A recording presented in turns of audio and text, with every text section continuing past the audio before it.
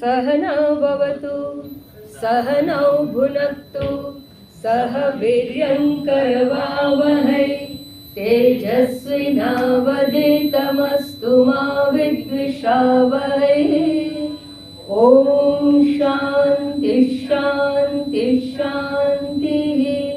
ओम यो ब्रह्माणं विदधाति पूर्वं यो वै वेदांश्च प्रणोति तस्मै तदंहदेवमात्मबुद्धिप्रकाशं मुमुक्षुर्वै शरणमहं प्रपद्ये। ओम शांति शांति शांतिः। सदाशिवसमारम्भां शङ्कराचार्यमध्यमाम् अस्मदाचार्यपर्यन्तां वन्दे गुरुपरम्पराम्। श्रुतिस्मृतिपुराणानाम् आलयं करुणालयं नमामि भगवत्पादं शङ्करं लोकशङ्करं शङ्करं शङ्कराचार्यं केशवं बादरायणं सूत्रभाष्यकृतौ वन्दे भगवन्तौ पुनः पुनः। ईश्वरो गुरुरात्मेति मूर्तिभेदविभागिने व्योमवद्व्याप्तदेहाय दक्षिणामूर्तये नमः। असत्यो माहेति प्रभु परम सत्य तू लई जा ऊंडा अंधारे थी प्रभु परम तेजे तू लई जा। महामृत्यु माथी अमृत समीपे नाथ लई जा तू हीणो हूँ छूं तो तुझ दर्शनादान दई जा। सत्यમાંથી અસત્યમાંથી સત્ય તરફ, અંધકારમાંથી પ્રકાશ તરફ, મૃત્યુમાંથી અમૃત તરફ હે પરમાત્મા તું મને લઈ જા। એ અમૃત તત્વના દર્શનનું દાન તું મને આપી જા। આ પ્રાર્થનાને આધારે આપણો 2 દિવસનો વિષય છે અમૃત સમીપે। પણ અમૃત સમીપે જવા માટે આરંભ કેવી રીતે કરવો, અથથી ઇતિ સુધીનો રોડ મેપ બતાવવાની વાત મેં ગઈકાલે કરી હતી અને મેં કહ્યું હતું કે 4 બાબતોને સૌ પ્રથમ નજરમાં રાખવા જોઈએ। તમારો આરંભ, સાધનાનો પ્રારંભ ત્યાંથી શરૂ થાય।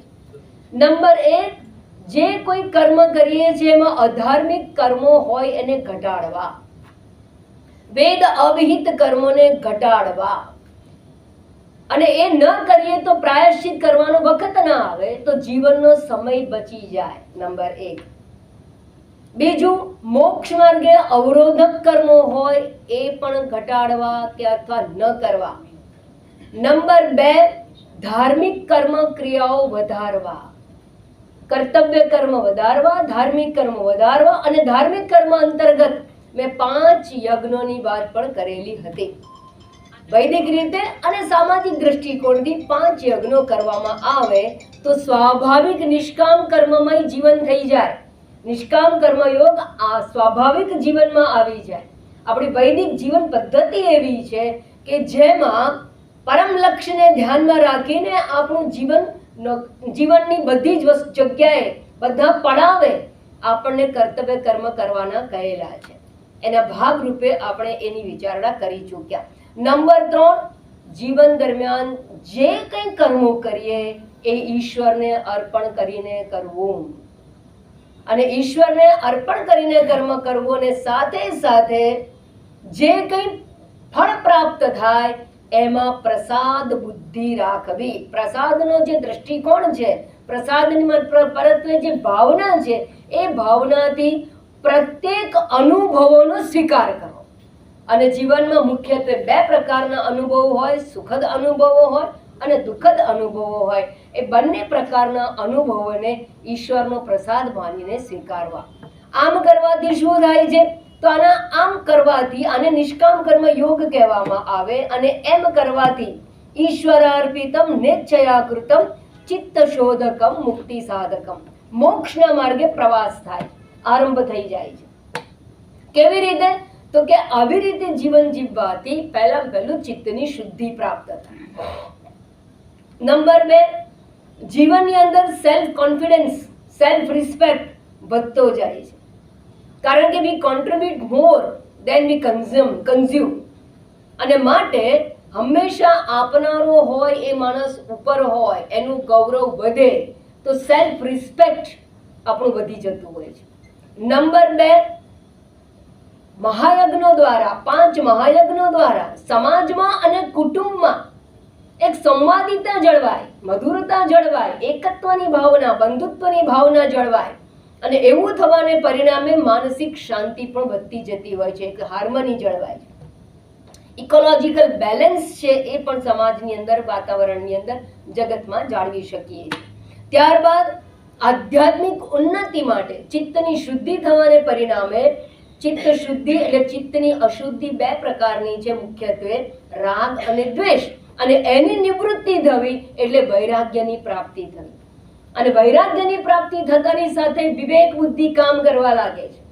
વિષયાસક્તિ ઘટવાને સાથે સાથે આપણે વધારે રેશનલ બનતા જઈએ છીએ, તટસ્થ બુદ્ધિ પ્રાપ્ત થતી જાય છે, અને તટસ્થ બુદ્ધિ પ્રાપ્ત થવાને પરિણામે વિવેક વિચારનું સ્થાન આપણા જીવનમાં આવે, અને વિવેક દ્વારા આપણે જીવનમાં શું કરવા યોગ્ય છે, શું ન કરવા યોગ્ય છે એ સમજી શકીએ છીએ.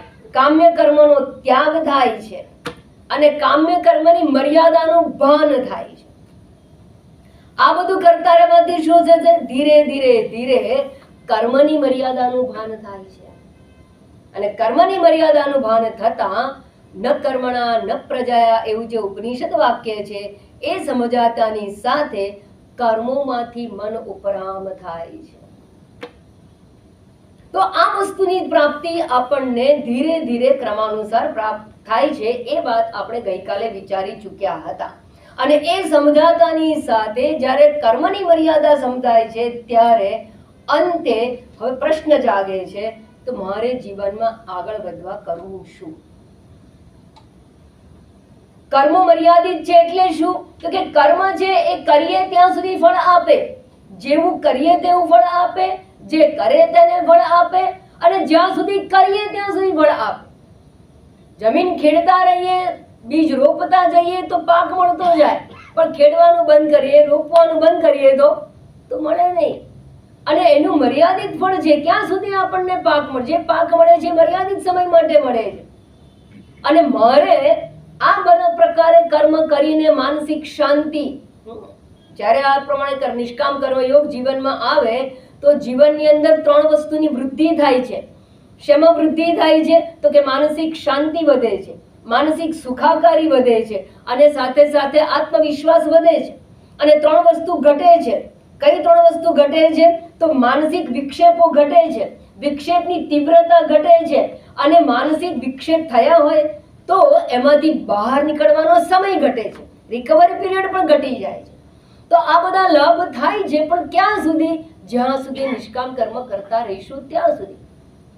એના થકી કાયમી શાંતિ, કાયમી સુખ એની પ્રાપ્તિ થતી નથી, અને આપણને જોઈએ છે કાયમનું સુખ, નિત્ય શાંતિ, નિત્ય સુખની પ્રાપ્તિ જોઈએ છે. તો એના માટે શું કરવું જોઈએ? તો ઉપનિષદ કહે છે ન અસ્તિ અકૃત કૃતેન, એ અકૃત વસ્તુ છે, એ કર્મ દ્વારા પ્રાપ્ત થાય તેવું નથી. તો કેવી રીતે પ્રાપ્ત થશે? તો કે તું પોતાને કરતા માને છે, તો પોતાના અંદર કર્તૃત્વનું જે અભિમાન છે એ અભિમાનને અહંકાર કહેવામાં આવે છે. અહંકાર છે ત્યાં સુધી કર્તૃત્વ છે, ત્યાં સુધી કર્મ કરવાનું છે. પણ આ અહંકારની જનની કોણ છે? કર્મ કરીશ તો 2 પ્રકારના ફળ મળશે, કર્મ કરીશ તો મર્યાદિત ફળ મળશે, એટલે પછી શું એની ચિંતા, ઉદ્વેગ એ જીવનમાં હંમેશા પ્રાપ્ત થતો જ રહેવાનો છે. તો હવે શું કરવું જોઈએ? તો કે કર્તૃત્વ છે એ તમને કાયમ શાંતિ કે આરામ આપી શકે નહીં, પણ તો કર્તૃત્વ જન્મે છે શેમાંથી? તો અમને કહું એમ, હું બધી નાનપણની કવિતાઓ યાદ કરાવું, કેટલું ગુઢાર્થ એની અંદર ભરેલો છે. કહેવાય કવિતાઓ, વાસ્તવમાં ઉપનિષદના મંત્રોનું ભાષાંતર કવિઓએ કર્યું. આ નરસિંહ મહેતાએ કહ્યું હું કરું બધાને આવડે છે. અને ઉપનિષદ કહે છે અહમ કરતા ઇતિ અભિમાન મહાકૃષ્ણ હિ દંશિત. અષ્ટાવક્ર ગીતામાં કહે છે કે હું કરું છું એ બુદ્ધિ એ કાળા નાગના દંશથી દસાયેલો માણસ છે. કર્તૃત્વનું અભિમાન એ નાગનો દંશ કર્યો છે, ઝેરી વસ્તુ છે. શા માટે? કારણ કે એટલે જ માણસ જન્મ મૃત્યુના ચક્રને પ્રાપ્ત થાય છે, કર્મફળના બંધનને પ્રાપ્ત થાય છે. તો હું કરું અજ્ઞાનતા, અર્થાત જે અભિમાન છે, કર્તૃત્વનું અભિમાન છે એ અજ્ઞાન છે, અજ્ઞાનમાંથી જન્મ્યું છે. અને જો કારણ અજ્ઞાન હોય, ગઈકાલે પણ વિચાર કરી ગયા કે દુઃખનું કારણ પણ અજ્ઞાન છે, અને જો અજ્ઞાન દુઃખનું કારણ હોય, ડાયરેક્ટ ગીતાકાર નથી કહેતા, પણ ગીતાકારે શું કહ્યું? પંડિતા ન અનુશોચંતી.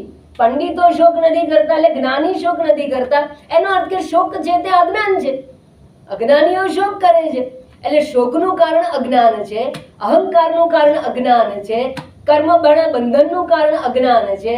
તો આપણે જે જોઈએ છે એ અજ્ઞાન નિવારણ દ્વારા જ પ્રાપ્ત થાય તેવું છે. તો મૂળભૂત સમસ્યા અજ્ઞાન કે અવિદ્યા છે એવા નિષ્કર્ષને આપણે પ્રાપ્ત કરીએ. ક્યારે? નિષ્કામ કર્મયોગ કરતા કરતા, ધાર્મિક જીવન જીવતા જીવતા નિષ્કામ કર્મયોગ કરતા કરતા ચિત્તની એવી શુદ્ધિ પ્રાપ્ત થાય કે આ વિવેકને માણસ પ્રાપ્ત થાય. આ નિષ્કર્ષને, આ સમજને, કન્ક્લુઝન સાંભળ્યું તો હોય સત્સંગમાં, પણ જીવનનો નિષ્કર્ષ પ્રાપ્ત થાય ને એ દિવસે આપણી દશા અને દિશા બંને બદલાઈ જાય. કર્મથી મન ઉપરામ થવા લાગે. અને આવું જ્યારે થાય ત્યારે આ અહંકાર છે એમાંથી મુક્ત થવા માટે શું કરવું જોઈએ? ઉપનિષદ કહે છે તદ વિજ્ઞાનાર્થમ સગુરુમ એવ અભિગચ્છેત. હવે ત્યાંથી આપણે નિષ્કામ કર્મયોગની સફળતા પ્રાપ્ત કરી હોય, એ સીડી ચડી ચૂક્યા હોઈએ, તો હવે નેક્સ્ટ જે સ્ટેપ છે એ ગુરુની શરણાગતિ, અર્થાત અજ્ઞાન નિવૃત્તિ માટે જ્ઞાન પ્રદાન કરે એવા ગુરુની શરણાગતિની પ્રાપ્તિ કરવી. અને અર્જુને પણ કરી હતી. કાર્પણ્ય દોષોપહત સ્વભાવ પૃચ્છામિ ત્વામ ધર્મ સમ્મૂઢ ચેતા. ગુરુને પ્રાપ્ત કરવું એટલે પોતાની અંદર રહેલા અજ્ઞાનની કબૂલાત. પહેલા તો ખબર હોવી જોઈએ કે હું અજ્ઞાની છું, પહેલા ખબર હોવી જોઈએ કે હું કન્ફ્યુઝ છું કે મારે શું કરવું જોઈએ. ઘણા કન્ફ્યુઝ હોય છે પણ સ્પષ્ટ સમજાતું નથી. અર્જુન કન્ફ્યુઝ દશામાંથી પસાર થયો, અને એની કન્ફ્યુઝન આપણે ગઈકાલે એ પણ જોઈ ચૂક્યા હતા. તો પોતાની મૂંઝવણ ભરી દશા છે એનો સ્વીકાર કરવો, એની કબૂલાત કરવી અને એને અભિવ્યક્ત કરી અને શરણાગતિનો સ્વીકાર કરવો. શિષ્યસ્તેહમ શાદી મામ ત્વામ પ્રપન્નમ. પ્રપન્નમ એટલે શરણાગતિ, શરણાગતિનો સ્વીકાર કરવો છે. અને ભગવાન કહેવાય છે પ્રપન્ન પારી જાતા હૈ. જે શરણાગત ભક્ત, ભગવાન તો શરણાગત વત્સલ છે, એના માટે પારિજાત જેવા છે. તો અજ્ઞાન નિવારણ માટે એ શરણાગતિ પ્રાપ્ત કરવી જોઈએ કે જ્યાંથી આપણા જીવનનો મૂળભૂત જે દુઃખોનું મૂળ જે સ્ત્રોત છે એનું નિવારણ થાય, અને એ છે અજ્ઞાન. આ શરણાગતિ એટલે શું? શરણાગતિ કેવી રીતે પ્રાપ્ત થાય? શરણાગતિ પ્રાપ્ત કરવી એટલે શું? તો કે જ્યારે કોઈ આતંકવાદી ધારો કે પકડાઈ જાય તો એને શું કહેવામાં? Hands up. જે સરેન્ડર થઈ જાય એ હાથ ઊંચા કરે. હાથ ઊંચા કરે એટલે શું? હથિયાર નીચે મૂકી દે છે. હથિયાર નીચે મૂકે છે એટલું જ નહીં, પેલા કે બેસી જાય એટલે બેસી જવાનું, હાથ પાછળ કર તો પાછળ કરવાના, ઊભો થા તો ઊભા થવાનું, જે કે એ પ્રમાણે કરવાની તૈયારી. એમ જો ગુરુને શરણે ગયા હોઈએ, અધ્યાત્મની માર્ગે આગળ વધવું હોય તો શરણાગતિ એટલે પોતાના હથિયાર પહેલા હેઠા મૂકી દેવાના. અર્થાત આર્ગ્યુમેન્ટ કરવાની જે ટેવ પડી હોય, કુતર્ક કરવાની ટેવ પડી હોય, એને છોડી દેવાના આરંભની અંદર. શા માટે? કારણ કે આપણું વિઝન બહુ વામણું છે, આપણી દ્રષ્ટિ બહુ વામણી છે, અને ઘણી ભ્રાંતિઓથી ભરેલું મન છે. અને એવું હોવાને કારણે જ્યારે તમે ઉપદેશ માટે તૈયાર થાવ ત્યારે એકવાર શ્રવણ કરી લેવું જોઈએ. પછી શંકા જાગે તો ચોક્કસ પૂછવું જોઈએ, પણ શ્રવણ કરતી વખતે આરંભની અંદર શંકા, કુતર્કો એને છોડી દેવા જોઈએ. નંબર 1. બીજું, જે ઉપદેશ આપે એ પ્રમાણે જીવન જીવવાની તૈયારી હોવી જોઈએ અને ઓપન માઇન્ડેડનેસ, મન ખુલ્લું હોવું જોઈએ, રિજિડ પૂર્વગ્રહ યુક્ત ન હોવું જોઈએ. જે શીખ પ્રાપ્ત કરી શકે એને શિષ્ય કહેવાય. એક અંગ્રેજીની કહેવત પણ કહી દઉં, ગુજરાતીની. શીખ એટલે શિખામણ. શિખામણ પ્રાપ્ત કરવાની તૈયારી હોય એને શિષ્ય કહેવાય.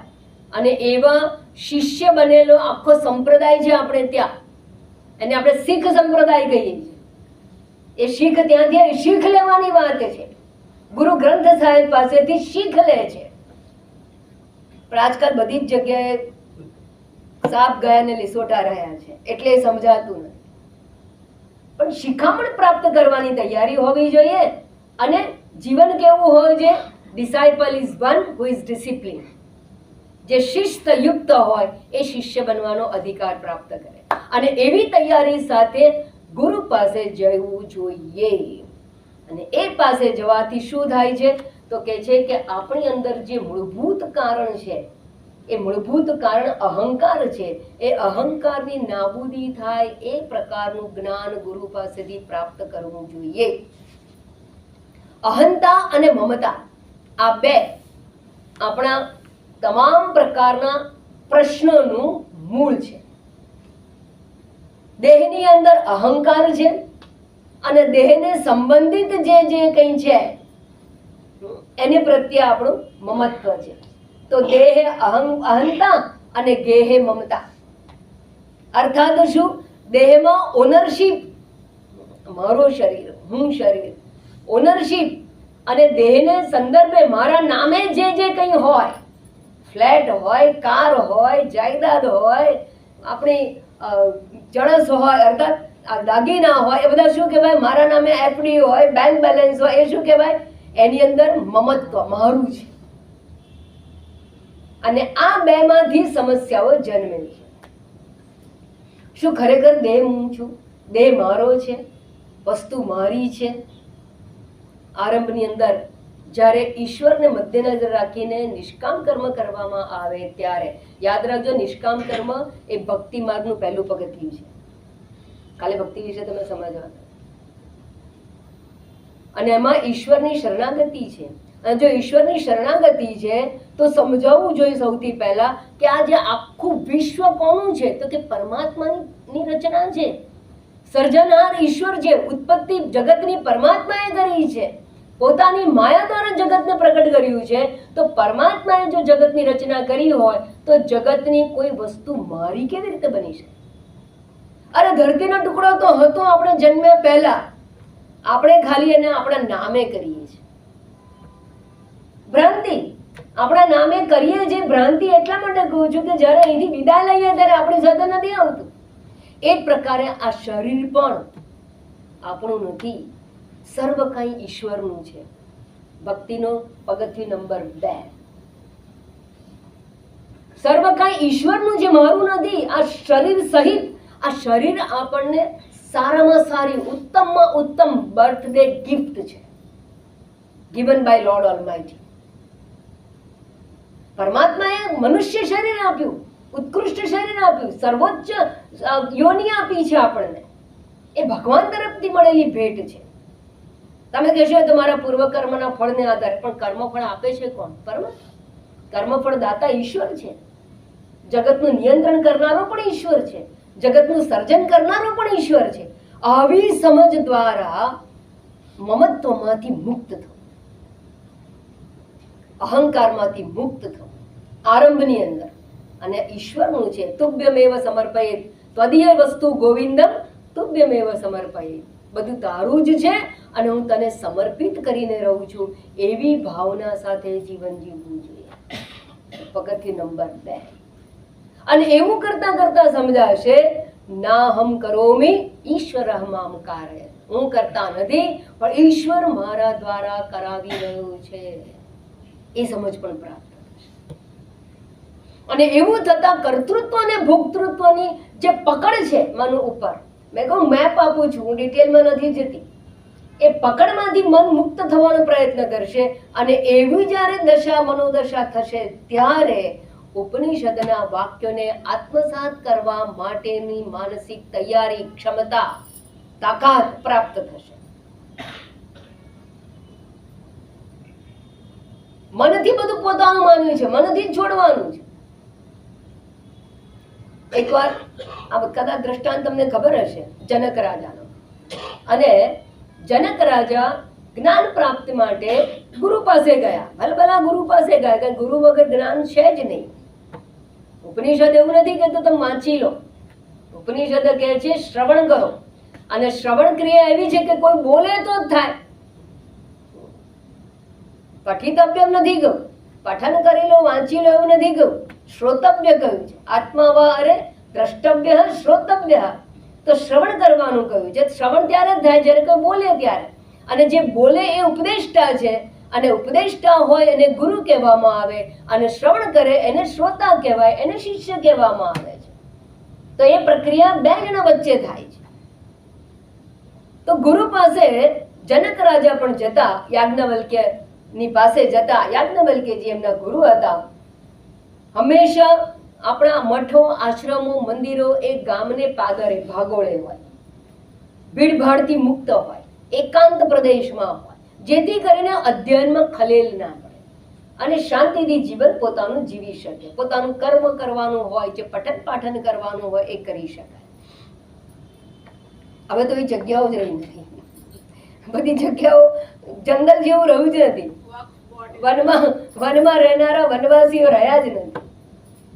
તો આ યાજ્ઞવલ્ક્ય પાસે જનકજી જતા, અને યાજ્ઞવલ્ક્યના એટલા બધા પ્રિય શિષ્ય જનકજી થઈ ગયેલા કે જ્યાં સુધી જનકજી પહોંચે નહીં ત્યાં સુધી યાજ્ઞવલ્ક્ય ઉપદેશ આપતા નહીં. હવે યાજ્ઞવલ્ક્યને તો કેટલા બધા શિષ્યો હતા. અને ઉપનિષદ કહે છે કે સંન્યસ્ય શ્રવણમ કુર્યાત, સંન્યાસ લઈને શ્રવણ કરવું.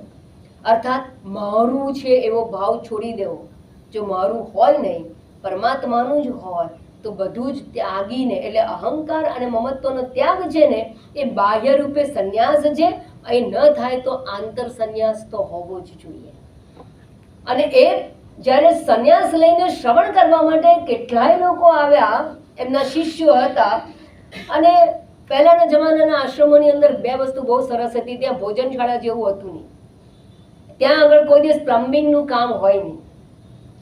ત્યાં બાથરૂમ કંઈક એવું હોય નહીં, સેનેટરીનું કંઈ પ્રોબ્લેમ હોય જ નહીં. કેમ? નદી કિનારે જવાનું હોય, નદીમાં સ્નાન કરો, ત્યાં જ કપડાં ધોવાનું હોય, અને રૂમમાં આવીને રહેવાનું. રહેવા માટે તો છત જ માત્ર જોઈએ.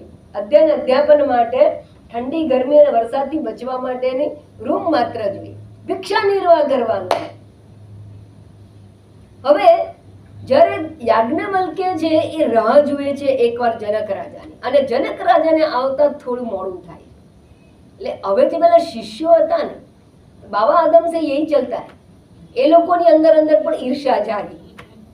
ઈર્ષા થઈ કે જો આ રાજા છે ને, ગુરુ છે ને, હા આપણે બધા તો બાવા થઈ ગયા એટલે આપણે કઈ મહત્વ નહીં આપણું. આ રાજાનું કેટલું મહત્વ છે.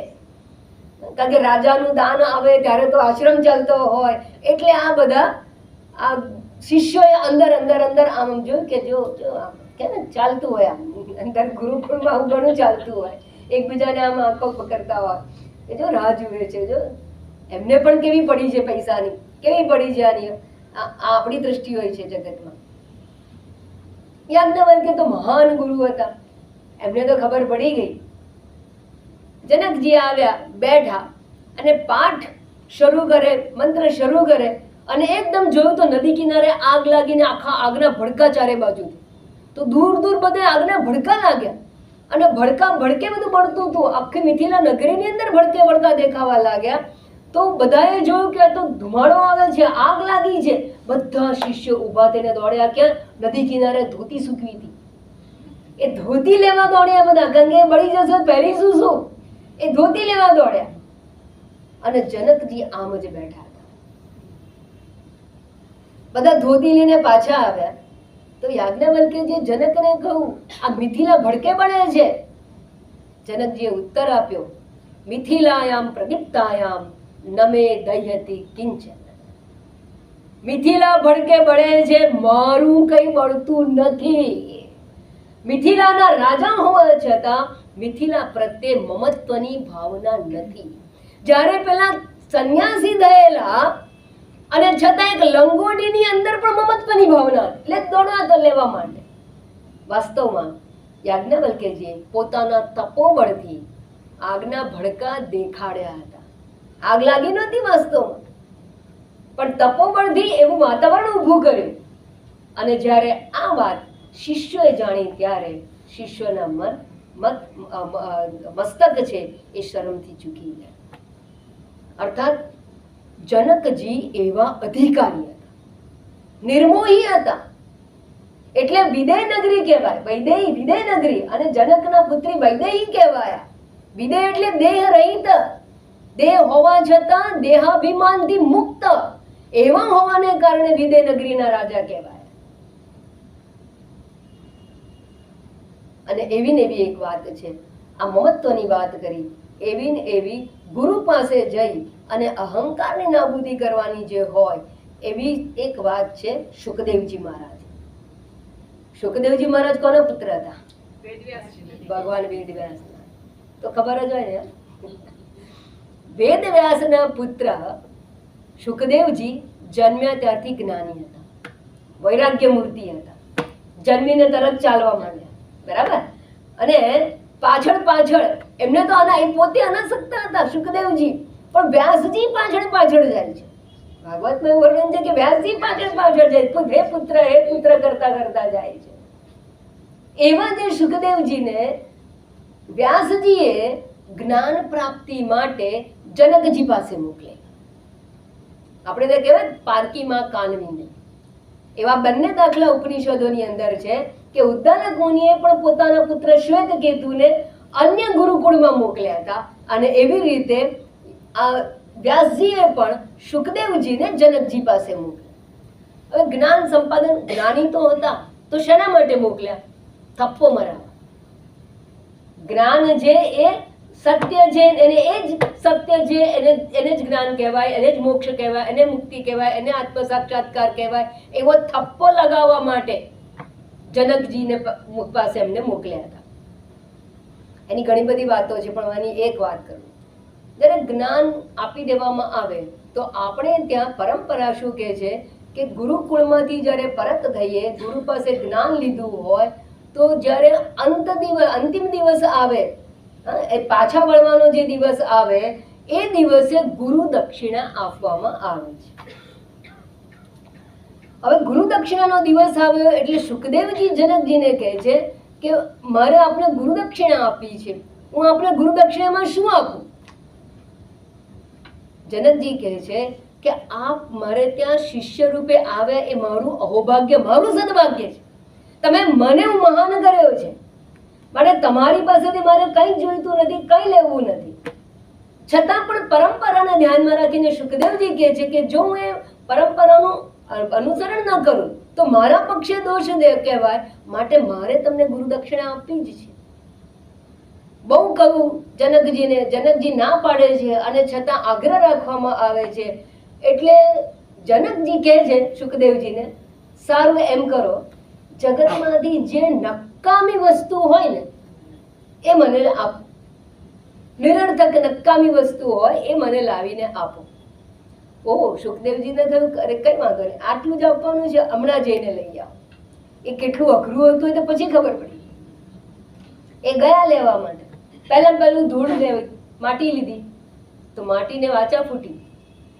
અરે હું ક્યાં નકામી છું, હું તો મારો ઘડો બનાવવા કામ લાગુ છું, મકાન બનાવવા કામ લાગુ છું, અને ઘડામાં તો પાણી ભરાય છે.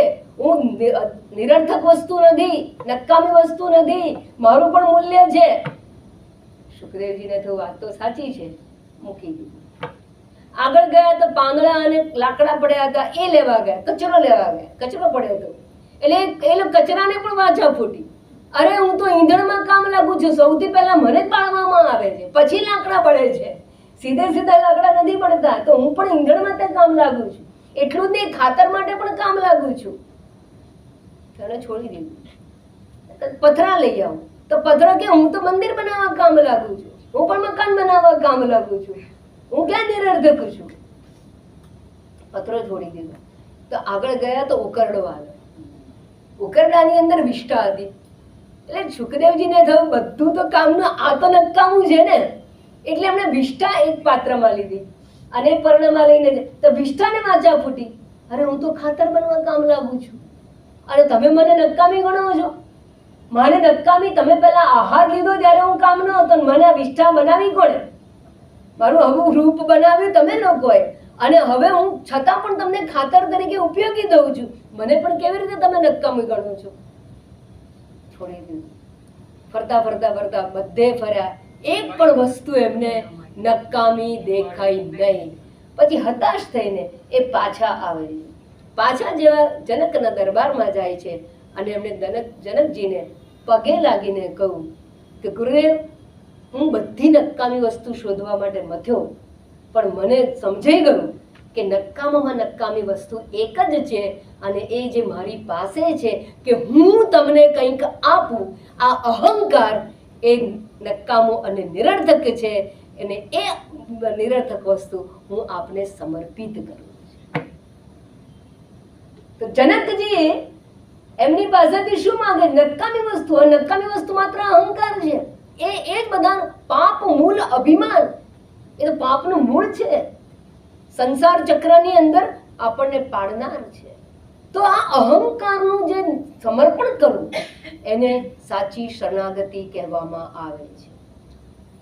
અને એવા ભાવથી ગુરુ પાસે જવું. હવે આગળ જઈએ છીએ, મહત્વની વાતો પર આવીએ છીએ. હવે ગુરુ પાસે ગયા, આ બીજો પડાવ થઈ. પહેલા મેં કહું કર્મયોગ આવી ગયો.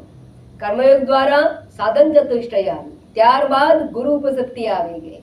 હવે ગુરુ પાસે જઈને કરવાનું શું? ગુરુ પાસે જ્ઞાન માટે જવાનું. કકારો અંધકારત્વાત ઋકારો તન્નિવર્તક. અંધકારને દૂર કરે અને પ્રકાશ દ્વારા એને કહેવાય ગુરુ. ગકાર અંધકારનું પ્રતીક છે. અંધકાર એટલે અજ્ઞાન, અજ્ઞાન રૂપી અંધકારનું પ્રતીક છે. અને રકાર તન્નિવર્તક, રકાર જે ગુરુમાં છે એનું નિવારણ કરનાર છે, પ્રકાશ છે. તો જ્ઞાન, પ્રકાશ એટલે જ્ઞાન. તો જ્ઞાન દ્વારા અજ્ઞાનનું નિવારણ કરે એનું નામ ગુરુ. તો ગુરુ પાસે જઈને શ્રવણ કરવું જોઈએ. શેનું શ્રવણ કરવું જોઈએ? જે વિષયનું અજ્ઞાન દૂર કરવું હોય એનું શ્રવણ કરવું જોઈએ. મારે કેમેસ્ટ્રીનું અજ્ઞાન દૂર કરવું હોય તો કેમેસ્ટ્રીનું ભણવું જોઈએ. મારે મેથેમેટિક્સનું અજ્ઞાન દૂર કરવું હોય તો મેથેમેટિક્સ ભણવું જોઈએ. એવી રીતે મારે આત્મ અજ્ઞાન જે દુઃખનું મૂળભૂત કારણ છે એ દૂર કરવું છે, માટે આત્મ તત્વનું શ્રવણ કરવું જોઈએ. અચ્છા, શ્રવણ કોને કહેવામાં આવે? હવે સમજો. હવે જ્ઞાન યોગ ખરેખર શરૂ થાય છે. અત્યાર સુધી બધી જ પૂર્વ ભૂમિકા હતી. હવે અંતિમ પડાવ જે છે એને જ્ઞાન યોગ કહેવામાં. તો જ્ઞાન યોગ એટલે શું? શ્રવણ કરવું જોઈએ. શ્રવણની વાતો આપણે સાંભળીએ, શ્રવણ કરીએ છીએ. ઉપનિષદ પણ કહે છે આત્મા બારે દ્રષ્ટવ્ય શ્રોતવ્ય. દ્રષ્ટવ્ય અર્થાત સાક્ષાત્કાર કરવા યોગ્ય છે. આત્મા એ હું જ છું એ રૂપે સમજવાની વસ્તુ છે. અને એ ક્યારે થાય? શાસ્ત્રનો શ્રવણ કરવાથી. શ્રવણ કર્યું કોને કહેવાય? ઘણા લોકો કહે છે ઘણા વર્ષોથી અમે શ્રવણ કરીએ છીએ. આ શ્રવણ કર્યું એટલે શું? તો કહે છે નંબર 1, 6 બાબતોની અંદર મહત્વની છે. ગુરુ પાસે જવું. કેવા? યોગ્ય ગુરુ. યોગ્ય ગુરુ એટલે શ્રોત્રિય અને બ્રહ્મનિષ્ઠ ગુરુ પાસે જવું. નંબર 1. સ્કોલર માત્ર નહીં, શ્રોત્રિય હોય પણ બ્રહ્મનિષ્ઠ ના હોય તો પણ અનન્ય પ્રોક્તે ગતિરત્ર નાસ્તે, એનાથી આપ જ્ઞાન પ્રાપ્ત નથી થતું. સ્કોલર બને, આ સ્કોલરનું જ્ઞાન નથી. એ બધી અપરા વિદ્યામાં આવે. નંબર 1, યોગ્ય ગુરુ પાસે જવું. ગુરુ પાસે જઈને એના સાનિધ્યમાં રહેવું. સાનિધ્યમાં રહી અને દીર્ઘકાળ પર્યંત. ક્યાં સુધી રહેવાનું? દીર્ઘકાળ. દીર્ઘકાળ એટલે કેટલો ટાઈમ એવું નથી કહું, કેટલા વર્ષે જ્ઞાન થાય, કેટલા વર્ષે જ્ઞાન મળે એવું નહીં. દીર્ઘકાળ પર્યંત રહેવાનું. રહી અને પદ્ધતિસર, સિસ્ટમેટિક પદ્ધતિસર, અન્વય વ્યતિરેક પદ્ધતિ, અનેક પદ્ધતિઓ શાસ્ત્રમાં આપી છે. એના દ્વારા અધ્યારોપ અપવાદ ન્યાય દ્વારા, એવી પદ્ધતિ દ્વારા શાસ્ત્રનું, વેદાંત શાસ્ત્રનું શ્રવણ કરવું. પણ ક્યાં સુધી કરવું જોઈએ? નિયમિત રૂપે કરવું જોઈએ. એવરી ડે થવું જોઈએ. જેમ શરીર શુદ્ધિ એવરીડે હોવી જોઈએ. દેહનું પોષણ ત્યારે થાય દરરોજ ભોજન લેવામાં આવે, દરરોજ નિયમિત રૂપે ભોજન લેવામાં. એવી રીતે આ જ્ઞાન પ્રાપ્તિ માટે પણ નિયમિત શ્રવણ થવું જોઈએ. અને સાથે સાથે ક્યાં સુધી કરવું જોઈએ તો કે છે શાસ્ત્રના તાત્પર્યનો નિશ્ચય ના થાય ત્યાં સુધી. શ્રવણ ક્યારે પૂરું થયું કહેવાય? શાસ્ત્રના તાત્પર્યનો નિશ્ચય પ્રાપ્ત થયો તો શ્રવણ કર્યું કહેવાય. શ્રોતવ્ય. અચ્છા, શાસ્ત્રનું તાત્પર્ય શું છે? તો શાસ્ત્રનું તાત્પર્ય સમજાવવું કે શાસ્ત્ર કહે છે કે આ આત્મા એટલે કે તું કોણ છે. શાસ્ત્ર શું ઉપદેશ આપે છે? તું એટલે કે હું કોણ છું એનો ઉપદેશ આપે. અને હું કોણ છું તો ગુરુ કહે છે તત્ત્વમ અસી, તે તત્વ તું છે. મહાવાક કહે છે એ બ્રહ્મ તું છે, એ ચૈતન્ય તત્વ તું છે. હવે આપણે સમજવાનો પ્રયત્ન કરીએ. મારે કેવી રીતે એને સમજવું ટૂંકમાં સમજાવીશ, પણ બહુ મહત્વના વિચારો છે. દરેક મનુષ્ય પોતાને શરીર રૂપે સ્વીકારે. હું દરેકને પૂછું છું તમે જડ છો કે ચેતન? આટલે એક જ પ્રશ્ન છે. ફટાફટ આગળ વધીશું. જડ છીએ કે ચેતન? આપણે શરીર જડ કે ચેતન? શરીર જડ છે તો તમે શરીર છો કે ચેતન તત્વ છો? એટલે એનો અર્થ કે તમે શરીર નથી, બરાબર? તો તમે સાંભળો છો કે નથી સાંભળતા મારી વાત? મને જુઓ છો કે નહીં? તો કોણ જુએ છે? શરીર જુએ છે? ના. આંખ જુએ છે? ના. તો એ જે તત્વ ચેતન તત્વ એટલે શું એ સમજીએ પહેલા. આરંભ, હાઉ ટુ સ્ટાર્ટ. એ ચેતન તત્વ કોને કહેવાય? હું ચેતન છું તો આ ચેતન આ શરીરમાં છે ક્યાં? કઈ વસ્તુને ચેતન કહેવામાં આવે છે? એ શું શરીરનો એક ભાગ છે? જેવી રીતે કિડની છે, હાર્ટ છે, લંગ્સ છે, એવું કઈ ચેતન તત્વ એક ભાગ છે શરીરનો કે ના? ચૈતન્ય કોઈ દેહનો ભાગ નથી. તો શું આ શરીરની અંદર જેમ તાપમાન હોય 98.4 ડિગ્રી ફેરેનહીટ, એવું કઈ આ ચેતન તત્વ એવી કોઈ વસ્તુ છે જે શરીરની અંદર? ના. તો શું શરીરમાંથી કઈ ઉત્પન્ન થાય છે ચેતન?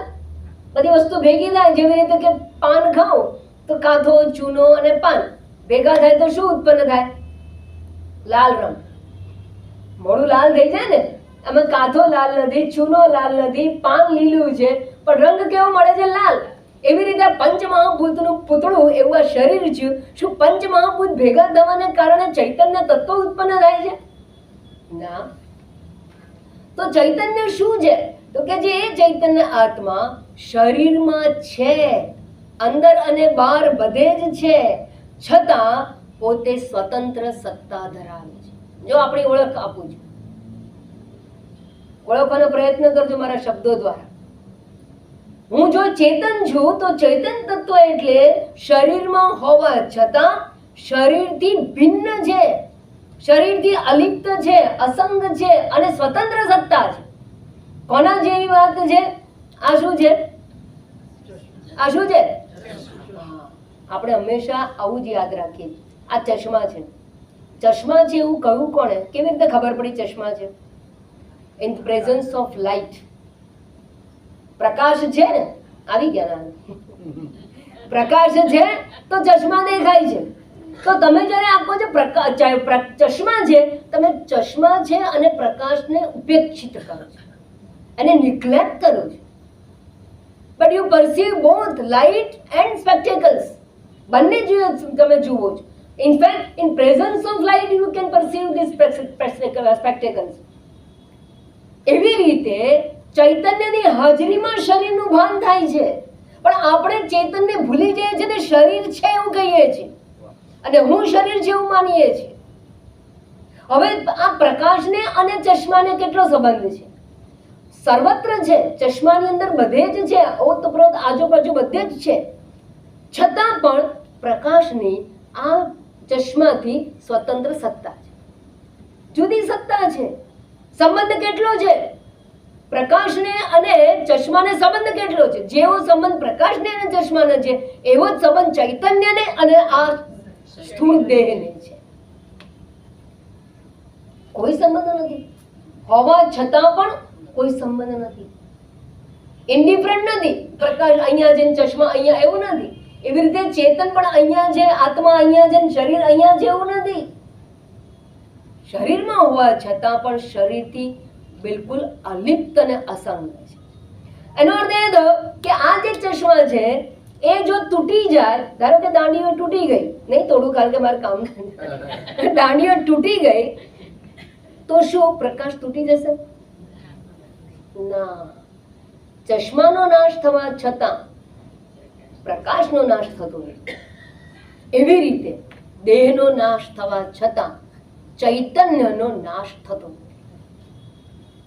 દેહ મરણશીલ છે, દેહ વિકારી છે, દેહમાં ફેરફાર થશે, વૃદ્ધત્વને પ્રાપ્ત થશે, રોગને પ્રાપ્ત થશે, મૃત્યુને પ્રાપ્ત થશે, પણ પ્રકાશ એને કોઈ ફેરફાર નથી. એમ ચૈતન્યની અંદર પણ કોઈ વિકાર આવતા, એ અવિકારી તત્વ છે, સ્વતંત્ર સત્તા છે, અવિકારી સત્તા છે, અવિનાશી સત્તા છે. જેમ લાઈટ અવિનાશી સત્તા છે, આ તૂટી જાય, આની એક્સપાયરી ડેટ છે, લાઈટની એક્સપાયરી ડેટ નથી, એક્ઝામ્પલની અંદર વાત છે. એમ ચૈતન્યની એક્સપાયરી ડેટ નથી, દેહની છે. દેહને મૃત્યુ દિવસ ચોક્કસ આવવાનો, જાત સહી ધ્રુવ મૃત્યુ, પણ ચૈતન્યનું નથી. ચૈતન્ય ટાઈમ બાઉન્ડ નથી, એ નિત્ય છે, અવિનાશી છે, અમૃત છે, જે આપણો વિષય છે. અવિનાશી છે. અને જે અવિનાશી હોય એ અવિકારી હોય એ અજન્મા જ હોય. જન્મે એનું મૃત્યુ ચોક્કસ છે, જાતસ્ય હિ ધ્રુવ મૃત્યુ, જન્મે તેનું મૃત્યુ છે, પણ જેનું મૃત્યુ નથી એનો જન્મ પણ નથી. અને જન્મ ને મૃત્યુ નથી માટે વિકાર નથી. એ અવિકારી અવિનાશી ચૈતન્ય તત્વ સ્વતંત્ર સત્તા ધરાવે છે. અને એ હું છું, આ વર્ણન આપણું ચાલે છે આ શરીરની અંદર હોવા છતાં આપણે એ રહેલા ચૈતન્ય તત્વને હું રૂપે જાણવાનું બાકી છે. તો દેહના નાશથી ચેતનનો નાશ નથી. અને દેહની મર્યાદા, આ અત્યારે અહીંયા ચશ્મા છે, પ્રકાશ ક્યાં છે? ચશ્મા ઉપર છે. પ્રકાશ અહીંયા છે કે નહીં? છે. અહીંયા છે અને અહીંયા છે, પણ એની વચ્ચે ક્યાં છે? દેખાતો તો છે નહીં. બંને વચ્ચે પ્રકાશ છે, પણ અભિવ્યક્તિનું માધ્યમ નથી. તમે પ્રકાશની હાજરી એપ્રિશિએટ ક્યારે કરો છો? જ્યારે વસ્તુ છે, પદાર્થ છે, તો પ્રકાશની હાજરી અનુભવો છો. તમને કહો છો પ્રકાશ છે. રાત્રે સુઈ ગયા હોઈએ, બારી પાસે આપણે પલંગ હોય અને સવાર પડી હોય, એમ થાય કે સવાર પડ્યું કે નહીં, અજવાળું થયું કે નહીં, એ જાણવું હોય તો શું કરીએ છીએ આપણે? અજવાળું એટલે આંખ તો ખોલીએ અને બારીમાં ડોકું કરીએ છીએ, બારીમાંથી બહાર ડોકું કરીએ છીએ. તો તમે કોને જુઓ છો? અજવાળાને જુઓ છો કે ઝાડપાનને જુઓ છો? ઝાડપાન, મકાન, એને જુઓ છો. અને એને જોઈને કહો છો કે સૂર્યોદય થઈ ગયો, અજવાળું થઈ ગયું. તો અજવાળું એટલે પ્રકાશ, ઉજાસ એટલે પ્રકાશ. પ્રકાશ જોતા નથી, મકાન જોઈને કહો છો કે અજવાળું થઈ ગયું. કેમ? કારણ કે મકાન તો જ દેખાય જો અજવાળું હોય. Effect of light you can see but not the light. તો એવી રીતે ચૈતન્ય તત્વ અતિ સૂક્ષ્મ છે, માટે એની અભિવ્યક્તિનું માધ્યમ હોય, રિફ્લેક્ટિંગ જે મીડિયા હોય તો જ એ જણાય, તો જ એપ્રિશિએટ થાય. અને રિફ્લેક્ટિંગ મીડિયા ના હોય તો એપ્રિશિએટ ના થાય. પણ એનો અર્થ એવો નથી કે એ નથી. અર્થાત આ શરીર છે, અહીંયા ચેતન છે, તમે બેઠા છો ત્યાં ચેતન તત્વ છે, તો આપણા બેની વચ્ચે ચેતન તત્વ છે કે નહીં? એ પ્રકાશ જેવું છે. જેમ આ બેની વચ્ચે પ્રકાશ છે, પણ અહીંયા એક પદાર્થ મૂકી દઉં તો તમને સમજાય કે બે હાથની વચ્ચે પણ પ્રકાશ. અભિવ્યક્તિનું માધ્યમ હોય તો આપણે એને એપ્રિશિએટ કરી શકીએ, એની હાજરી જાણી શકીએ. પણ જો અભિવ્યક્તિનું માધ્યમ ના હોય તો એ અવ્યક્ત દશામાં હોય છે, ભલે વ્યક્ત નથી, માટે એને આપણે એપ્રિશિએટ કરતા વિચારીએ છીએ. બસ એવી રીતે ચૈતન્ય તત્વ સર્વવ્યાપક છે, મર્યાદિત નથી, એક સ્થળે નથી, પણ એ વ્યાપક છે. અને જે વ્યાપક હોય એ નિરાકાર હોય. જેમ કે આકાશ, આકાશનો આકાર કેવો? પૃથ્વીનો આકાર છે, સૂર્યનો આકાર છે, આકાશનો આકાર નથી. કેમ? વ્યાપક છે. તો વ્યાપક હોવાને કારણે આત્મા માટે પણ એવું કહેવાય છે આકાશવત અનંતોહમ. અનંત છે, જે અનંત હોય એ આકાશની જેમ અખંડ પણ હોય.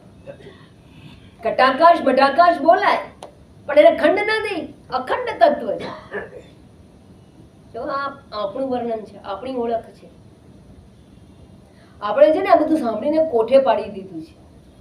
આ સાંભળીને બાજુમાં મૂકી દઈએ છે, જેમ ફિક્સ ડિપોઝિટમાં મૂકી દઈએ ને પૈસા, એટલે પૈસા જીવનમાં વાપરવા માટે છે, ઉપયોગ માટે છે, આપણે બાજુ પર મૂકી દઈએ છીએ અને પછી વાપરતા નથી. એમાં જ્ઞાન ભણી ભણી ભણી બાજુ પર મૂકી દઈએ છીએ, એની ઇમ્પ્લિમેન્ટેશન નથી.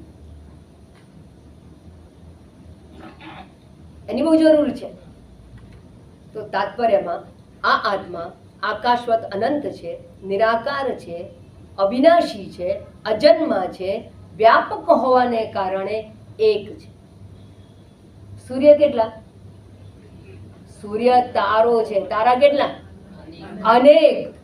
એ તો આ ગેલેક્સીમાં એક છે, બીજા બીજા ઘણા સૂર્યો છે, અનેક છે. પણ આકાશ, બધી જ ગેલેક્સીઓની અંદર આકાશ તો એક જ છે. આકાશ અનેક નથી. કેમ? કારણ કે વ્યાપક છે.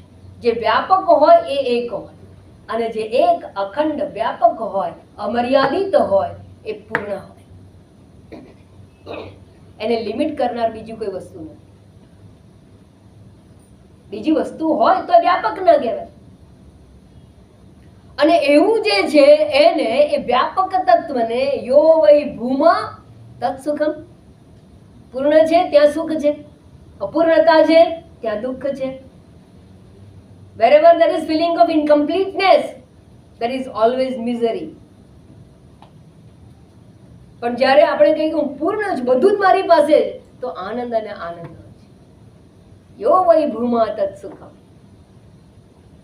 તો જે પૂર્ણ છે આનંદ સ્વરૂપ છે, અને આનંદ સ્વરૂપ છે એક છે, અદ્વૈત છે, અભેદ છે, અખંડ છે.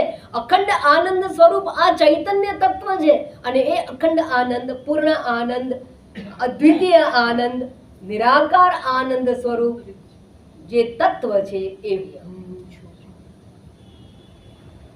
તો શ્રવણ દ્વારા આ વસ્તુનો નિશ્ચય પ્રાપ્ત થવો જોઈએ કે હું દેહ નહીં, હું ચેતન છું ને મારો એક દેહ છું એવું નહીં.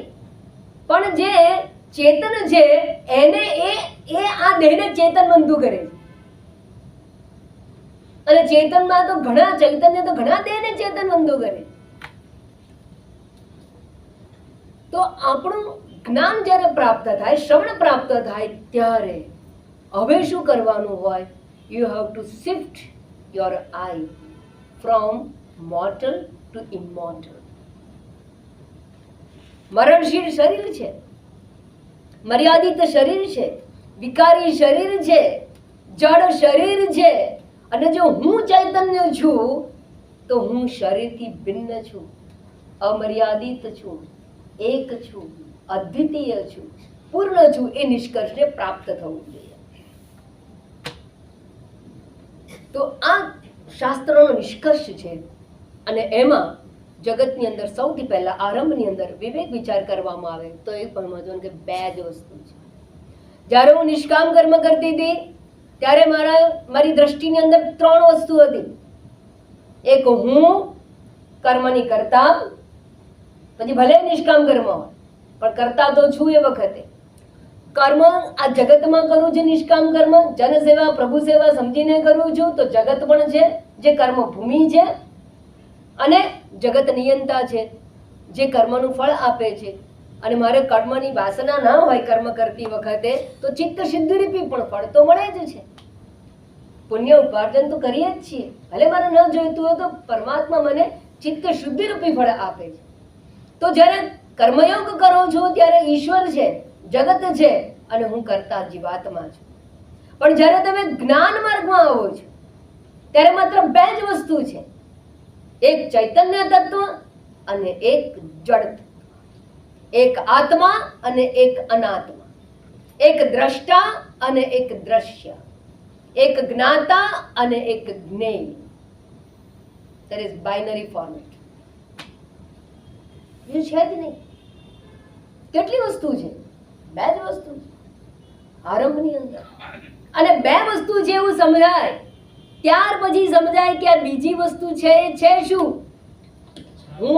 હું ધારો કે ચૈતન્ય આત્મા છું, તો આ જગતની ઉત્પત્તિ, જડ જગતની ઉત્પત્તિ, આ જડ જગત છે વ્યવહારિક છે. આ વ્યવહારિક જગત ક્યાં છે? ત્રણે કાળે છે. ઉત્પત્તિ પૂર્વે નથી, પ્રલય પછી નથી. એ તો જવા દો, બહુ દૂરની વાત થઈ સમજવાની. પણ મારી જાગ્રત દશામાં છે, મારી સ્વપ્ન દશામાં આ જગત નથી, અને મારી સુષુપ્તિમાં પણ એની અનુભૂતિ નથી. તો જેની ત્રણેય અવસ્થામાં હયાતી નથી એને મિથ્યા કહેવામાં આવે. જેની એક કાળે અનુભૂતિ હોય એને મિથ્યા કહેવામાં આવે. જે નિત્ય હોય એ સત્ય હોય, જે આવનાર જનાર હોય એને મિથ્યા કહેવાય. અને મિથ્યા એટલે કેવું કે દાખલા તરીકે હું અને મારું પ્રતિબિંબ, દર્પણ છે મારું પ્રતિબિંબ પડે છે, અને પ્રતિબિંબ દર્પણમાં જ્યારે મારું પડે, હું મારું મોઢું જોતી હોઉં, તો પ્રતિબિંબિત મુખ છે એ ક્યાં સુધી જણાશે? જ્યાં સુધી હું દર્પણની સામે છું અથવા દર્પણ મારા મુખની સામે છે. દર્પણ હટી ગયો તો પ્રતિબિંબ નથી જણાવવાનું, પણ આ મારું મુખ એ રહે છે. હું બીજા રૂમમાં જઉં તો આ મુખ રહે છે, દર્પણ ખસી જાય તો આ મુખ રહે છે, માટે એ સત્ય છે. અને દર્પણમાં પ્રતિબિંબિત મુખ છે એ પણ મુખ છે, મારું જ મુખ છે, પરંતુ એ કન્ડિશનલ છે, એક જ વખતે છે, અરીસો સામે હોય ત્યારે જ છે, એ સિવાય નથી, એક કાળે છે. માટે એ મુખ કેવું છે? મિથ્યા છે. એમ આ સમગ્ર જગત વિશ્વમ દર્પણ દ્રશ્યમાન નગરી તુલ્યમ નિજાંતર્ગતમ, અને એવું જે વિશ્વ છે દર્પણ દ્રશ્યમાન નગરી તુલ્યમ, અને માટે એની વાસ્તવિક સત્તા નથી, એની આભાસિત સત્તા છે, એની મિથ્યા સત્તા છે. અને એ સમજાતા બ્રહ્મ સત્યમ જગત મિથ્યા જીવો બ્રહ્મૈવ ના પરહ, આ શાસ્ત્રનો નિષ્કર્ષ પ્રાપ્ત થાય છે. જ્યારે આ નિષ્કર્ષ પ્રાપ્ત થાય તો આપણે પુરુષાર્થ શું કરવાનો? પુરુષાર્થ કરવાનો. શું પુરુષાર્થ બાકી રહે છે? આવું સમજ્યા પછી બરાબર સમજી લેજો. હું જ્યારે જીવાત્મા છું એ ભ્રાંતિ છે, કર્તૃત્વ ભ્રાંતિ છે, કર્તા ભાવ ભ્રાંતિ છે, કર્તા અને ભોગતા ભાવ બંને ભ્રાંતિ છે. વાસ્તવમાં કરતા ક્યાં છે? જો હું કરું એ જ અજ્ઞાનતા એક સામાન્ય પ્રાર્થનાનો સામાન્ય વાક્ય છે, તો કર્તૃત્વ છે એ અજ્ઞાન છે, અજ્ઞાનની નિપજ છે. અને શેનું અજ્ઞાન? આત્મ સ્વરૂપના અજ્ઞાનમાંથી જન્મે છે કરતા ભાવ. અને જો એવું હોય તો કર્તૃત્વ મિથ્યા છે, અજ્ઞાનનું કાર્ય છે. અને એવું જ્યારે સમજાઈ જાય ત્યારે જીવાત્મા એ ભ્રાંતિ છે. કરતા જો ભ્રાંતિ હોય તો કર્મ એ પણ ભ્રાંતિ, અને કર્મ ફળ દાતા એ પણ ભ્રાંતિ. તો બચે શું? તદેકો વશિષ્ઠ શિવ કેવલો હમ, બચે માત્ર ને માત્ર એક પરમાત્મા ચૈતન્ય, બ્રહ્મ તત્વ, આત્મ તત્વ. તો સાધના એ કરવી જોઈએ. 5 બાબતો મનમાં યાદ રાખવી જોઈએ કે હું નિત્ય સર્વવ્યાપક ચૈતન્ય છું. Start your journey from today only. Sir ખરેખર સાચા અર્થમાં મોક્ષ જોઈએ છે ખરો? કોને જોઈએ છે? જોઈતું હોય તો આ વિચારોને ઘરેણા બનાવો, આ વિચારોને પકડી રાખો, છટકવા ના દો. હું સર્વવ્યાપક ચૈતન્ય આત્મ તત્વ છું. દેહના વિકારોથી મારે સંબંધ નથી, જગતમાં કોઈ ફેરફાર થાય એની સાથે પણ મારે સંબંધ નથી. હું અસંગ અને અલિપ્ત તત્વ છું. પહેલા નો thyself, then get abided by that knowledge. પહેલા જાણો અને પછી એ સત્યની અંદર તમારા મનને સ્થિર કરવાનો પ્રયત્ન. નંબર 2, એ જે આત્મ તત્વ છે એ જ કાયમી સુખ, શાંતિ અને સલામતીનું મૂળ છે. નંબર 2, આ શાસ્ત્રોનો નિષ્કર્ષ છે. દ્રષ્ટિ બદલાઈ જવી જોઈએ. સુખ, શાંતિ અને સલામતીનો સ્ત્રોત છે ક્યાં? માત્ર પરમ તત્વ, માત્ર આત્મા તત્વ. એ આત્માને જ પરમાત્મા કહેવાય. માટે જ્ઞાનીને આપણે મહાત્મા કહીએ. આત્મા કે 2 પ્રકારના, નાનો આત્મા, મોટો આત્મા, મહાત્મા ના. પણ જે જાણે છે કે આત્મા હું છે એને આપણે મહાત્મા કહીએ છીએ. એ મહાન આત્મા હું છું એવું જાણે છે એને મહાત્મા કહીએ. તો નંબર 2, સુખ શાંતિ અને સલામતીનું મૂળ જે છે એ આ આત્મ તત્વ છે, એ હું છું. હું મારી હાજરીથી દેહને ચેતનવંતો કરું છું. હું એ ચેતન છું જેના લીધે દેહ ચેતનવંતો જણાય છે. હું એ વ્યક્તિ નથી કે જે ચેતન છું, દેહને લીધે હું ચેતન છું એવું નહીં, પણ હું એ છું કે જે આ દેહને ચેતનવંતું કરું, એ જે શરીરને ચેતનવંતું કરું, મનને ચેતના આપું છું, મારી ઇન્દ્રિયોને ચેતના આપું છું, જેથી મારી આંખ જોઈ શકે છે. આંખ તો જડ છે, એને જોવા માટેની ક્ષમતા પ્રદાન કોણ કરે? હું કરું છું. મનને એના વિચારોમાં ગતિશીલ કોણ કરે છે? હું કરું. મારી હાજરીથી થાય છે. જેમ સૂર્યની હાજરીથી બીજ અંકુરિત થવાની ક્ષમતા પ્રાપ્ત કરે છે, એમ મારી હાજરીથી આ ઇન્દ્રિય, મન, પ્રાણ, શરીર એ કાર્ય કરવા માટેની ક્ષમતા પ્રાપ્ત કરે છે.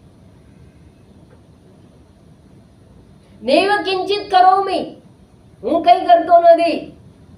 પશ્યન શૃણવન સ્પૃશન જિગ્રન, હું કઈ કરતો નથી. અર્થાત હું એ આત્મ તત્વ છું, કરતો નથી. પણ ઇન્દ્રિયાણી ઇન્દ્રિયાર્થેષુ વર્તન્તે, ઇન્દ્રિય પોતાના વિષયમાં જાય છે અને એના વિષયમાં જવા માટે એને ચેતના પ્રદાન હું કરું. મારી હાજરી માત્ર, કંઈ કર્યા વગર અકર્તા રહી અને કાર્યાન્વિત કરું છું. નંબર 3. નંબર 4, દેહાદિમાં જે કંઈ ફેરફાર થાય એ ફેરફારોથી હું હંમેશા અલિપ્ત છું. મને સ્પર્શતા નથી. જો આપણને સ્પર્શતા હોય તો એક વસ્તુ સમજો, તમે કલર કર્યા હશે નાનપણમાં, કલરની ડબ્બી લઈને જાઓ, પછી પીંછીથી કલર કરો તો લાલની અંદર લીલો નાખો, લીલા નાખ્યા પછી ધોળો નાખો તો કલર બદલાતા જાય ને. એનો એ ન રહે. આપણા જીવનમાં કેટલા કલર આવી ગયા, આપણે કેટલી ભૂમિકાઓ ભજવી નાખી, આપણે કેટલા અનુભવો કર્યા, ચિંતાનો કર્યો, ભયનો કર્યો. કઈ ચોંટી ગયું? જો તમને ચોંટી જતું હોય ને તો તમે અત્યારે ભયભીત હો, દુઃખી પણ હો, સુખી, બધાનું મિક્સચર ભેળ થઈ જાય. ભેળની અંદર બધું નાખીએ ને, મીઠું, મરચું, મસાલા, બધું, તો બધું અંદર આવે સ્વાદ. એ સ્વાદ તમારો કાયમ રહે છે ના. જેવા સૂઈને ઉઠો ને, બધું ખંખે રહી ગયું. કેમ? અસંગોહમ અસંગોહમ અસંગોહમ પુનઃ. ચોંટી નથી રહેતું. એ અનુભવોના નિષ્કર્ષ પર તમે આવો, વિચાર કરતા જાઓ. એ દુઃખ જો રહેતું હોત તો અરે કેટલો ઘેરા દુઃખમાંથી પસાર થાય, કેટલી ટેન્શનમાંથી પસાર થાય. એક્ઝામ આપી હોય ત્યારે કેવા ટેન્શનો કર્યા હોય, અને બધા ટેન્શનો બધા નીકળી ગયા. હવે આપણે હલકા થઈ ગયા. કેમ હલકા થઈ ગયા? જો અંદર રહેતું હોત ને તો અત્યારે આપણે હલકા ફૂલ પોતાને ના અનુભવીએ. પણ અસંગ છે. દરેક અનુભવોની અંદર માત્ર સાક્ષી રૂપે રહેલા. એટલા માટે પંચદશીમાં આખું પ્રકરણ છે નાટકથી. અહીંયા આપણે ગમે તે ગરબા, આપણે કીધું ગરબા થાય, ડ્રેસ કોડ થાય, બધું થાય. આ લાઇટને કેટલો સંબંધ? કોઈ સંબંધ નથી. એ ઉન્માદ આપણી અંદર છે, લાઇટની અંદર નથી. તો ચૈતન્ય આત્મા માત્ર સાક્ષી છે, અવસ્થાત્રય સાક્ષી. ત્રણેય અવસ્થાનો માત્ર સાક્ષી છે. અને એ અવસ્થાત્રય સાક્ષી છે એ હું છું. મારે અમૃત થવાનું નથી, પણ જે અમૃત તત્વ છે એ હું છું. અને મરણશીલ શરીર છે, તો મરણશીલ શરીરમાં રહેલી હું બુદ્ધિને ટ્રાન્સફર કરો. જસ્ટ આ જ પુરુષાર્થ છે, પરમ પુરુષાર્થ છે, શ્રેય પુરુષાર્થ છે. આ જ સાધના છે અને આ જ બધા એકાદશીઓનું ફળ છે. કરી શકો તો એ કરો. ઉપવાસ કરવામાં તો શું નાના બાળકોનો ખેલ છે. શંકરાચાર્યજી અપરોક્ષ અનુભૂતિમાં કહે છે બધા મૌન રાખે. મૌની બાબા ગિરા મૌનમ તો બાલાનામ. મૌન તો બાળકોને કે ચૂપ એટલે ચૂપ થઈ જાય. એમાં કઈ બહુ મોટી વાત નથી. તમે મહિનો ના ખાવ, શું ફેર પડે છે? આ વિચાર કરો અને shift your eye from inert to consciousness. Shift your eye. એ મહાન સાધના છે, શ્રેય પુરુષાર્થ. હા, આ માર્ગ છે એ જ્યારે આપણે ભૂલી જ, એક વસ્તુ બીજી પણ યાદ રાખી લો, અંતિમ વાત છે કે જ્યારે તમે આ વસ્તુને ભૂલી જશો, આ સમજ જે પ્રાપ્ત કરો છો, વર્ષોથી શ્રવણ કરીને જે જ્ઞાન પ્રાપ્ત કર્યો છે ને, એની જો વિસ્મૃતિ થઈ ગઈ, આત્મ સ્વરૂપની વિસ્મૃતિ થઈ ગઈ, તો સંઘર્ષ અને સમસ્યા તમને ઘેરી વળશે. અને જે ક્ષણે આત્મ સ્વરૂપની સ્મૃતિ તમને પ્રાપ્ત થશે એ બધી ખંખેરીને ખલાસ થઈ જશે. માટે અર્જુને કહ્યું નષ્ટો મોહ સ્મૃતિર્લબ્ધા. ભગવાન એને સ્મરણ પ્રદાન કર્યું. આત્મ તત્વ તો હતું જ. એમ હું પણ કહું છું અમૃત સમીપે જવાનું નથી, અમૃત તો છીએ જ. મૃત્યુના ભયમાંથી મુક્ત થવું હોય તો મરણશીલ જે કાયા છે એમાંથી રહેલી હું ભ્રાંત હું બુદ્ધિને દૂર કરો. એ સત્ય નથી, એ ભ્રાંતિ છે, અજ્ઞાનજન્ય છે. એને દૂર કરી અને જે અમરણ ધર્મ ચૈતન્ય તત્વ છે એની અંદર મૂકી દો. કઠિન છે, એમાં દેવો પણ વિઘ્ન કરે છે એવું કે છે. આ મોક્ષ માર્ગ એટલો કઠિન છે કે એમાં અનેક વિઘ્નો આવે, પણ એ વિઘ્નોને પાર કરવાનું સામર્થ્ય પ્રાપ્ત પરમાત્મા તમને આપશે. એ આત્મા તત્વ જ બધી શક્તિનું સ્ત્રોત પણ એ જ રહેલું છે. પણ માર્ગ ચ્યુતિ કદાપી થવી ના જોઈએ. નીચું નિશાન ના હોવું જોઈએ. નિશાન ચૂક માપ નહીં માપ નીચું નિશાન. આ કટિબદ્ધતા પ્રાપ્ત હોવી જોઈએ. ભલે માર્ગ કઠિન છે, ક્ષુરસ્ય ધારા નિષેધ દુરત્યાયા. કઠિન હોવા છતાં કઠિન એટલા માટે છે કે આ સૂક્ષ્મ છે. હંમેશા નજર સામે પડ્યું હોય ને તો એ કામ થઈ જાય, પણ નજરની બહાર હોય ને તો વિસ્મૃતિ થઈ જાય. તો આ તો સૂક્ષ્મ તત્વ છે, આંતરમાર્ગ. બીજું સૂક્ષ્મ છે, સાથે સાથે આંતરમાર્ગ છે, વિચાર માર્ગ છે. અને વિચાર માર્ગ આંતરમાર્ગ છે, મન દ્વારા પહોંચવાનું છે. માટે એનો કોઈ સહાયક હોતો નથી. હાથ પકડીને કોઈ લઈ જવાનું હોય તો સહાયક મળી જાય, પણ મન દ્વારા જ્યાં પહોંચવાનું હોય તો આપણો કોઈ સહાયક હોતો નથી. એટલે ભગવાન કે છે ઉદ્ધરેદાત્મના આત્માનમ ના આત્માનમ અવસાદે. તું તારો ઉદ્ધાર તારી જાતે કર. કે શક્ય જ નથી કોઈ મદદ કરી શકે. મદદ કરી શકે તો શબ્દો દ્વારા આટલી મદદ કરી શકે, વિશેષ મદદ ન કરી શકે.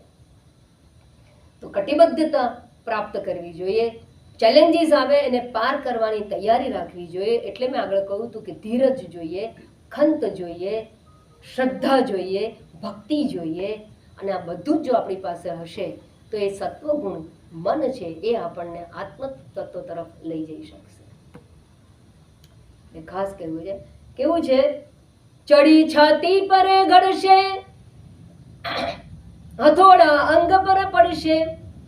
જ્યારે માણસ મૂર્તિ બનાવે, મૂર્તિકાર, તો એ પથ્થર પર ચડી બેસે. પહેલા તો ચડી છાતી પર ઘડશે, હથોડા અંગ પર પડશે, બધું સહીને ભલા પાણા, પછી ઈશ્વર બની જાજે. ઈશ્વરત્વની પ્રાપ્તિ છે, સહન કરવું પડશે. આપણે અમને રહેલી જડતા છે, જડત્વ છે, જડ બુદ્ધિ છે, જડમાં રહેલી આત્મબુદ્ધિને જડ બુદ્ધિ કહેવાય. એમાંથી મુક્ત થઈ અને આત્મબુદ્ધિને પ્રાપ્ત કરો. અનાત્મામાં રહેલા હુંપણાને દૂર કરી આત્મ તત્વમાં રહેલા હું તત્વની અંદર પોતાને ઓળખ પ્રાપ્ત કરી પોતે આત્મસાત કરીને આત્મનિષ્ઠાને પ્રાપ્ત કરો. એ જ પરમ કૃપાળુ પરમાત્માના ચરણોમાં અભ્યર્થના સાથે આપણી આ 2 દિવસની અમૃત સમીપેની યાત્રા અહીંયા પૂરી કરી. ઓમ પૂર્ણમદઃ પૂર્ણમિદં પૂર્ણાત પૂર્ણમુદચ્યતે પૂર્ણસ્ય પૂર્ણમાદાય પૂર્ણમેવાવશિષ્યતે. ઓમ શાંતિ શાંતિ શાંતિ. હરિ ઓમ શ્રી ગુરુભ્યો નમઃ. હરિ ઓમ. પૂજ્ય